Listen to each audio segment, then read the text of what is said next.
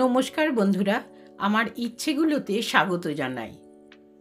এখন আমি পড়ে শোনাচ্ছি কবিগুরু রবীন্দ্রনাথ ঠাকুর রচিত ছোট গল্প অপরিচিতা।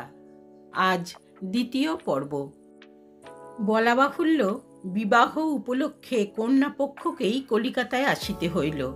কন্যার পিতা শম্ভুনাথ বাবু হরিশকে কত বিশ্বাস করেন তাহার প্রমাণ এই যে বিবাহের 3 দিন পূর্বে তিনি আমাকে প্রথম চক্ষে দেখেন এবং আশীর্বাদ করিয়া যান।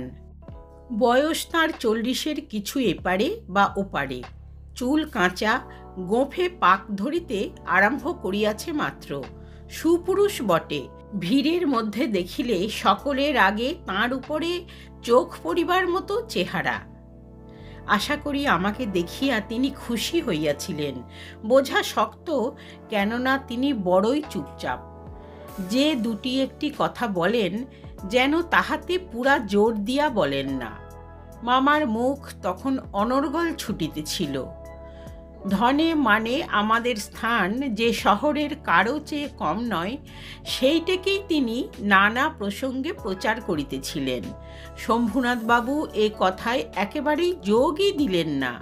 কোনো ফাঁকে একটা হুঁ বা হাঁ কিছুই শোনা গেল না। আমি হইলে দমিয়া যাইতাম, কিন্তু মামাকে দমানো শক্ত। তিনি শম্ভুনাথ বাবুর ভাব দেখিয়া ভাবিলেন লোকটা নিতান্ত নির্জীব, একেবারে কোনো তেজ নাই। বেহাই সম্প্রদায়ের আর যাই থাক, তেজ থাকাটা দোষের।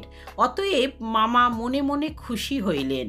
শম্ভুনাথ বাবু যখন উঠিলেন তখন মামা সংক্ষেপে উপর হইতেই তাকে বিদায় করিলেন, গাড়িতে তুলিয়া দিতে গেলেন না। পণ সম্বন্ধে দুই পক্ষে পাকাপাকি কথা ঠিক হইয়া গিয়াছিল। মামা নিজেকে অসামান্য চতুর বলিয়াই অভিযান করিয়া থাকেন। কথাবার্তায় কোথাও তিনি কিছু ফাঁক রাখেন নাই।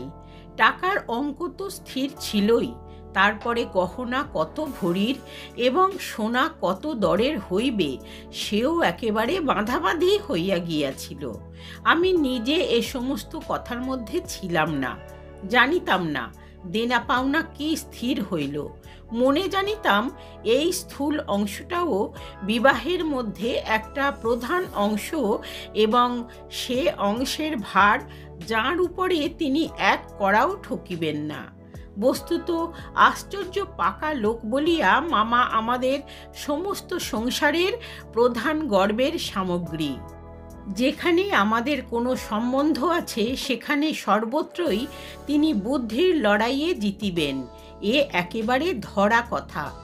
এই জন্য আমাদের অভাব না থাকিলেও এবং অন্য পক্ষের অভাব কঠিন হইলেও জিতিব।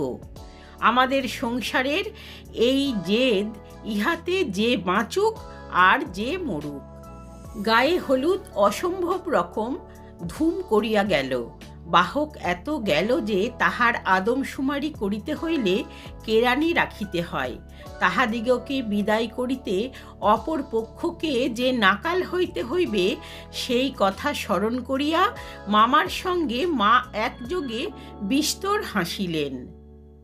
ব্যান্ড, বাঁশি, শখের কনসার্ট প্রভৃতি যেখানে যত প্রকার উচ্চ শব্দ আছে সমস্ত একসঙ্গে মিশাইয়া বর্বর কোলাহলের মত্ত হস্তি দ্বারা সঙ্গীত সরস্বতীর পদ্মবন দলিত বিদলিত করিয়া আমি তো বিবাহবাড়িতে গিয়া উঠিলাম।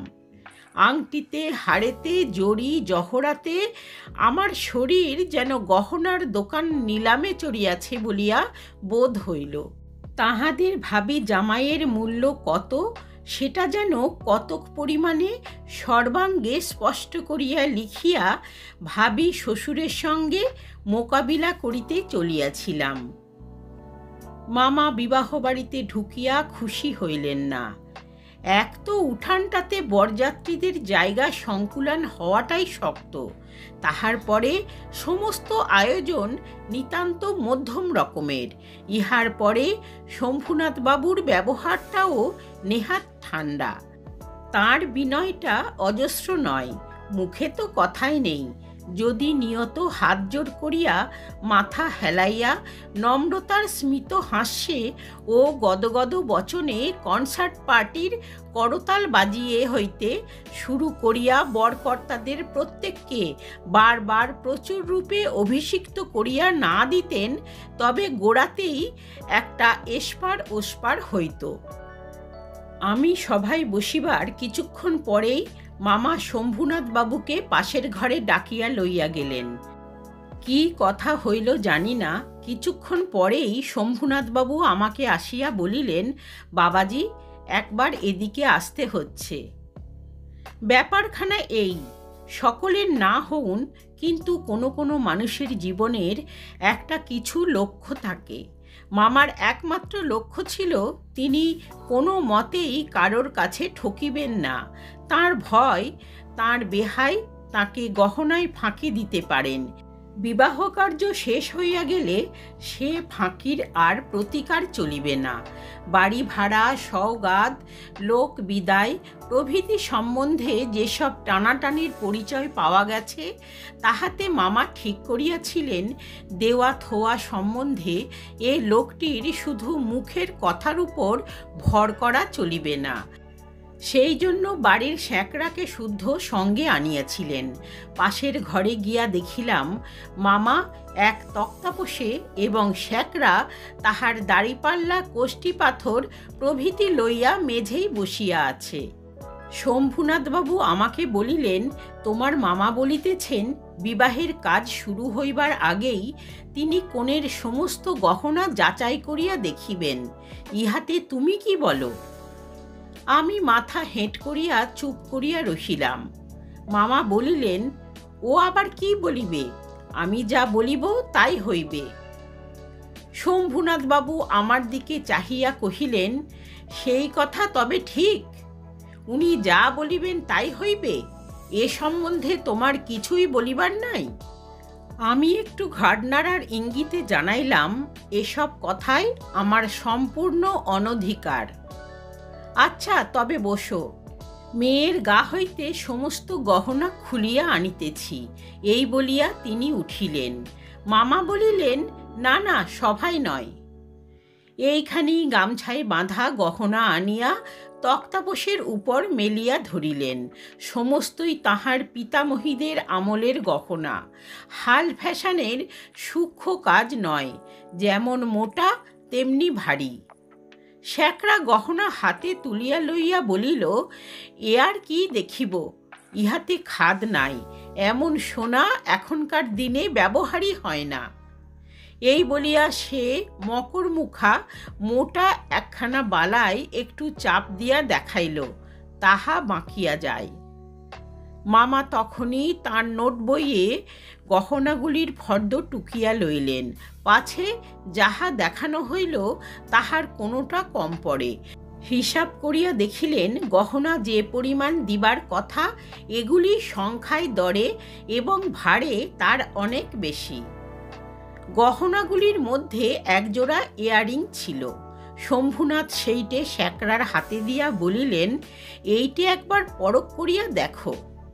স্যাঁকড়া কহিল, ইহা বিলাতি মাল, ইহাতে সোনার ভাগ সামান্যই আছে। শম্ভুনাথ ইয়ারিং জোড়া মামার হাতে দিয়া বলিল, এটা আপনারাই রাখিয়া দিন।